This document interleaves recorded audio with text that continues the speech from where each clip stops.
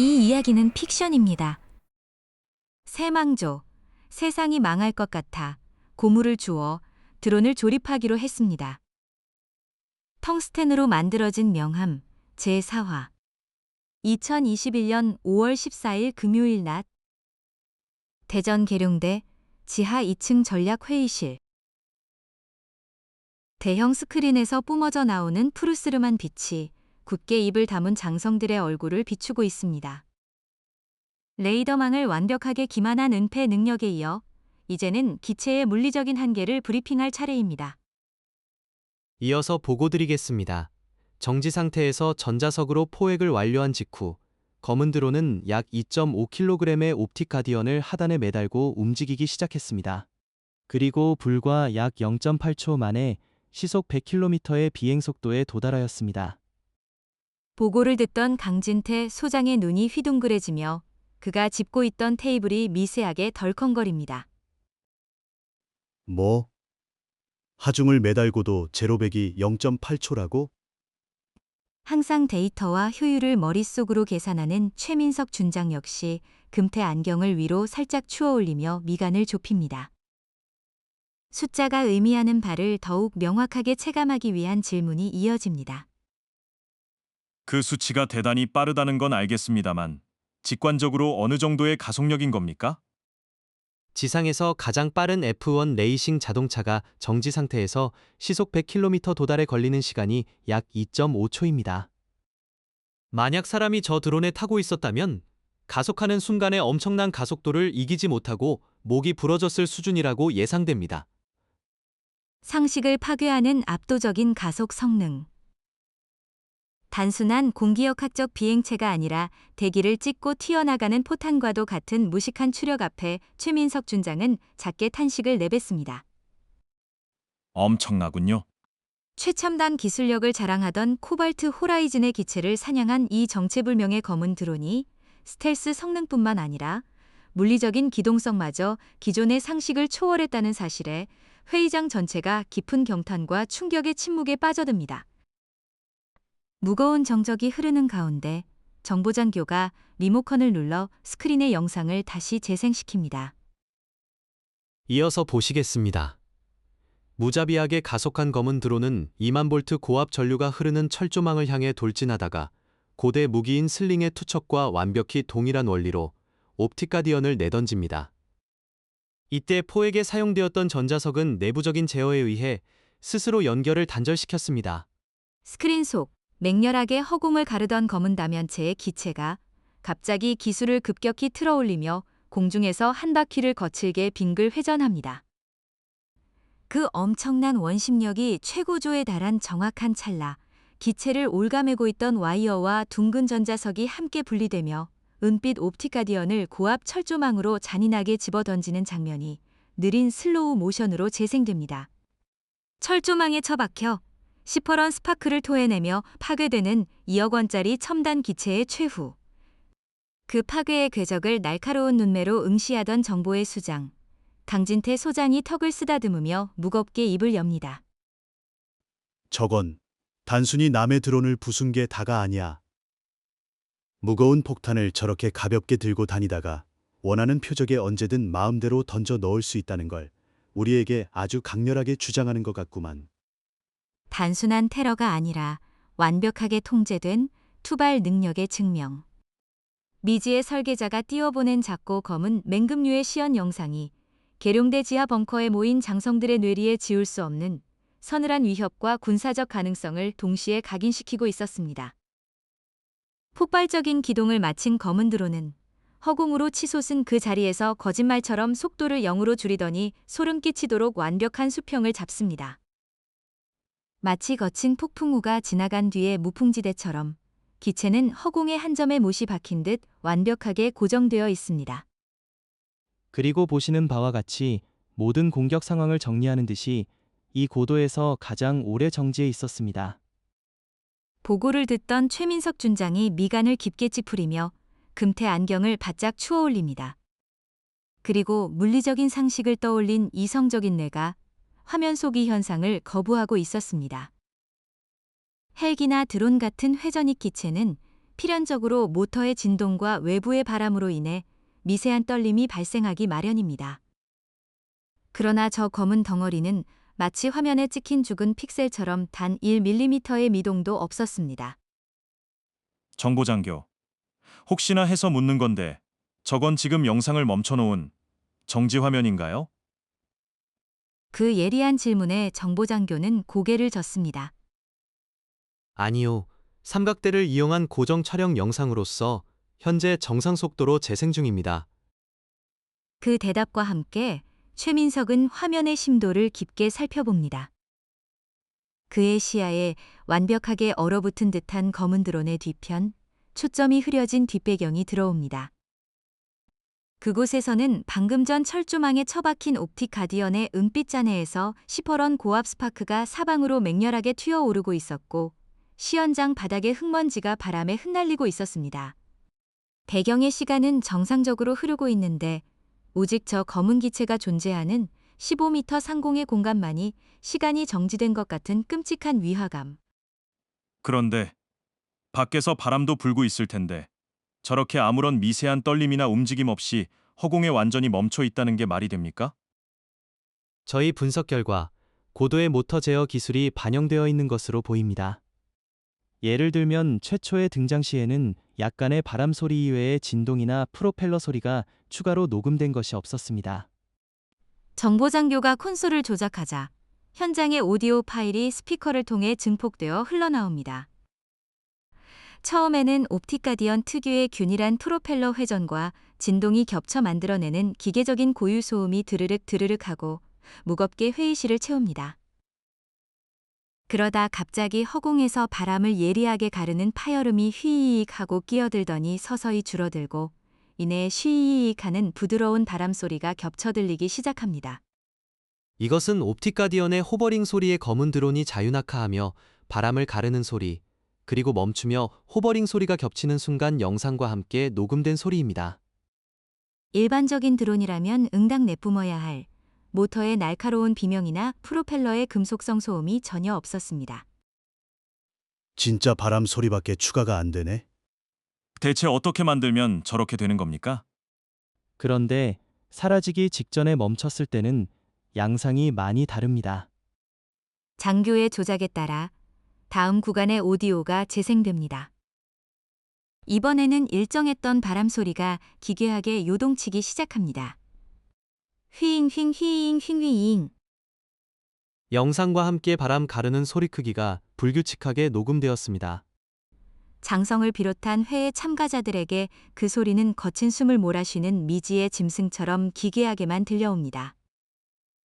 무리해서 고장 나기라도 한 건가? 고장은 아닌 것 같습니다. 이후 상승할 때는 다음과 같은 소리가 녹음되었습니다.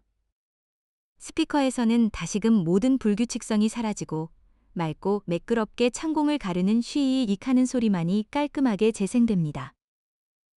기체가 완벽한 통제하에 하늘로 유유히 사라지고 있다는 증거였습니다. 알 수 없군. 도무지 기존의 군사적 상식으로는 해석이 불가능한 그 완벽한 기만과 제어 능력 앞에서 지휘관들은 깊은 상념에 잠깁니다. 브리핑의 모든 순서를 마친 젊은 정보장교가 콘솔에서 한 걸음 물러나 상관들을 향해 각 잡힌 자세로 섭니다. 그는 오른손을 올려 절도 있게 경례를 붙입니다. 이상으로 준비된 옵틱 가디언 습격 사건의 전개에 대한 설명을 마치도록 하겠습니다. 강진태 소장은 자신의 왕성한 호기심을 완벽하게 채워준 유능한 부하를 향해 든든하고 따뜻한 미소를 지으며 마무리합니다. 얼마 안 되는 시간에 준비하느라 수고 많이 했네. 상관의 진심 어린 치하에 정보장교는 경례를 내리고 단 한 치의 흐트러짐도 없는 완벽한 차렷 자세를 취하며 굳건하게 자리를 지킵니다. 모든 준비 영상을 확인한 강진태 소장이 매섭게 눈을 빛내며 묵직한 질문을 던집니다. 그래서 이 드론이 어디 드론 같나? 북한, 이스라엘, 아니면 미국, 중국? 그 날카로운 질문에 젊은 정보장교는 잠시 호흡을 고릅니다. 그는 브리핑용 콘솔에서 손을 떼고 자신의 군복 주머니 속으로 조심스럽게 손을 넣습니다.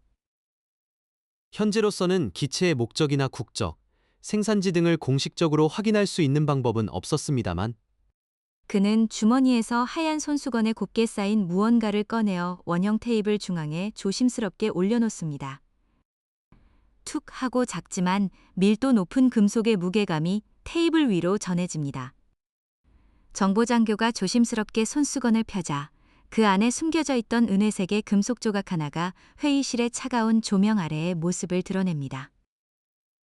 그것은 단순한 폭발 파편이라기엔 너무나 이질적인 형태를 띠고 있었습니다.